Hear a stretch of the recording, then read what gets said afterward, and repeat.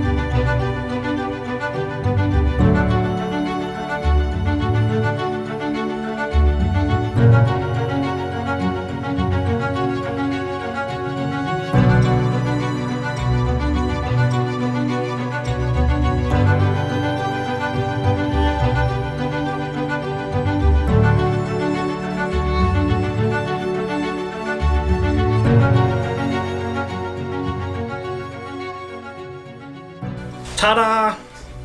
Yay! Alright, I'm out Not of the shot. him, but- You can talk. So we got rid of the really old shelf unit, wire shelf that Sam absolutely hated, and the small cabinet, and traded it in for a nice wire shelf like we did for our soap area. This is mainly going to be for homeschool stuff, soap packaging, and we do have a little bit of kitchen stuff on the bottom. It looks much better than it did. What is this behemoth? It's huge, it's heavy, and it cracks whenever you use it. This was a soap cutter that Sam made probably a year and a half, 2 years ago, and it has worked really good up until now. It does bend, like the wood looks really warped and everything now because it's been used so much, and we've kind of learned that wood isn't really a good use for a soap cutter. Since we have had such an outpouring of people wanting to buy our soap and our sales have gone up, we have been able to afford a real professional soap cutter. And let me tell you, I am so excited. This booger is made out of steel. It's not going to crack and bend and warp like the wood one did. It's very heavy duty and it works wonderfully. It's like cutting butter. It's wonderful. So, want to thank everyone that has contributed and bought soap from us and other things. You have made my life much easier. Thank you. I think we got to rename the room to settle the waters amongst the crowd. So people don't like us calling this a dining room because we don't, Dine. I guess, dine in here. Not really anymore. No. It's not that we are opposed to dining in the dining room. It's that we're running a business out of here and a homeschool. So in a single wide trailer, you've only got so many rooms to choose from, and working in the dining room sounds a whole lot better than working in the multi-purpose homeschool, soapery, messy, attached to the kitchen, but we don't dine or eat there room that's next to the living room. Kind of flows better. All right, let's go outside. It's All a right. beautiful day. Let's get outside.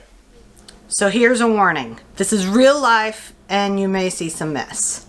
But come on outside and you'll see our backyard. So up there is our outdoor kitchen, and as you can tell, we like to be outside a lot.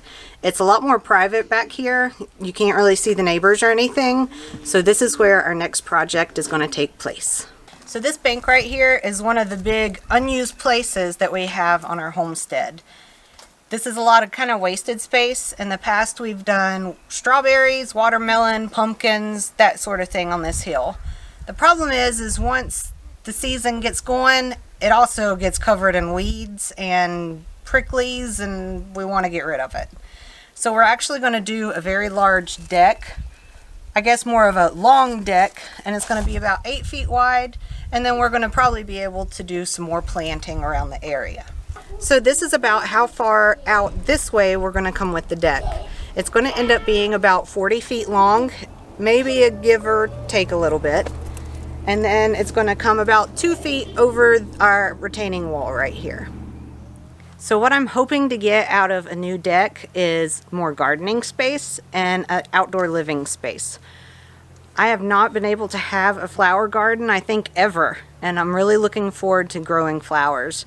I know poppies, peonies, and sunflowers are my favorites, and I know I can have at least a couple of them down here. We're hoping to be able to do some cutouts in the little bank and add some containers, so it'll be a lot easier to garden and not as much weeding to do. So we're standing under what we call our outdoor kitchen, which we built 2-3 years ago? Probably 3. 3. It was a tax return type project. We wanted to put our tax return to something tangible, and that's what we did. We had the intention of building an outdoor kitchen with like countertops, which we have countertops, and like a grill, and using it for canning and cooking. We haven't ever got around to doing that. We have the grill out here, and this is where we cook. We've had some cookouts and everything here, but the number one use of this space is the kids.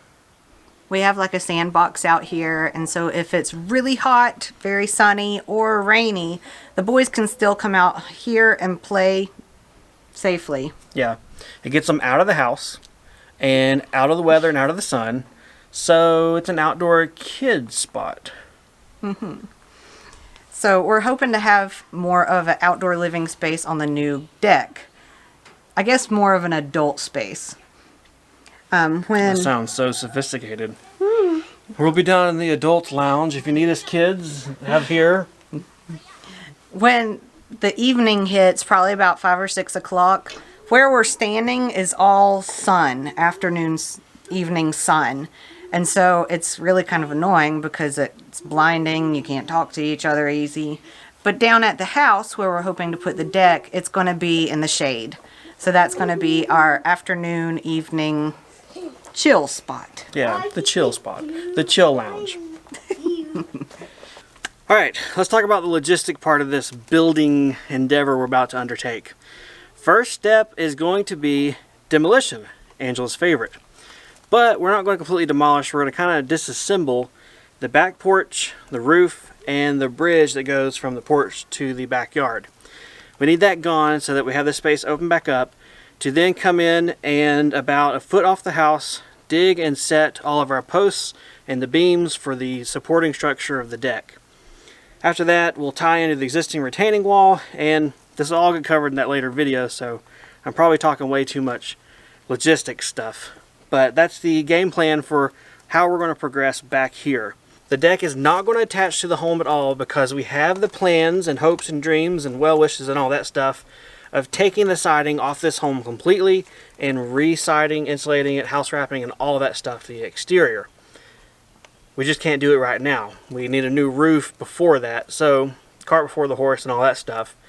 Long way around from saying the deck's going to be freestanding and be spaced off the house just a little bit to give us enough room and access to still do the work we're going to do in the future, but give us the deck to use right now. One of the things that's going to have to find a new home during this time, still our home, just in a different place, is our standing freezer, chest freezer, whatever you want to call it. We're going to be able to make a space under our outdoor kitchen to put it so it'll be safe, still very accessible, and not in the way while we demolish this. So we were talking about demolition and what we're going to do with the materials that we get from demolition. And I got to looking at our little bridge and decided, hey, I would like a little deck type area over on this other side where we're not going to put the deck to put more flowers. So we may have to reuse that right here. So this is the area I was just talking about. Last year we used this to grow loofah gourds and birdhouse gourds. I don't really want to do that again. The loofahs kind of got out of hand and started crawling up the side of the house, which don't really want that to happen. So we're going to put the little catwalk deck type area right here, and that'll leave me more area for flowers or gardening up above it. That's a lot of stuff to do. It is. Hopefully we can get it. Go ahead. Hopefully, Okay. hopefully we can get it done in time for some gardening. We are on, okay, no dead set time crunch, other than the fact that someone's not patient, and when there is an idea that has been mentioned and gets approval by the family, she wants it done yesterday. Yep. So, to that I say, how soon do you want to demolish your back porch, roof, and bridge? I have to say that's the part I'm really not looking forward to. I've got a little time. A little time. Couple of days. Little time. Little tiny time. Yeah. I think the smart move for our next steps is actually to go ahead and figure out the materials we need. And let's go ahead and try and buy them. Because buying stuff is usually good. So the first step in this whole project is actually for me to finish designing the deck, get the material list together, and us buy the materials and have them delivered here on site. Then we can jump in with demolition of what we're standing on and probably start putting posts against the house and try and get it built back as quick as we can. Yes, please. Yeah, we use the back door, porch, bridge more than our front door of our house. By far. Yeah, probably 90% of traffic is here for us. Plus friends and family that come over. Back door. Everybody just knows. Well, and with the weather getting much better, this is where the boys go in and out. Yep. And if you have kids, you know they go in and out a lot. Right. Right. So, it'll be very important to have this rebuilt, or at least a pathway rebuilt, as quick as possible. Either way, we're looking forward to this project, and we hope you guys are too, and that you'll come along with us. Thanks for watching, guys, and we'll see you next time. Bye.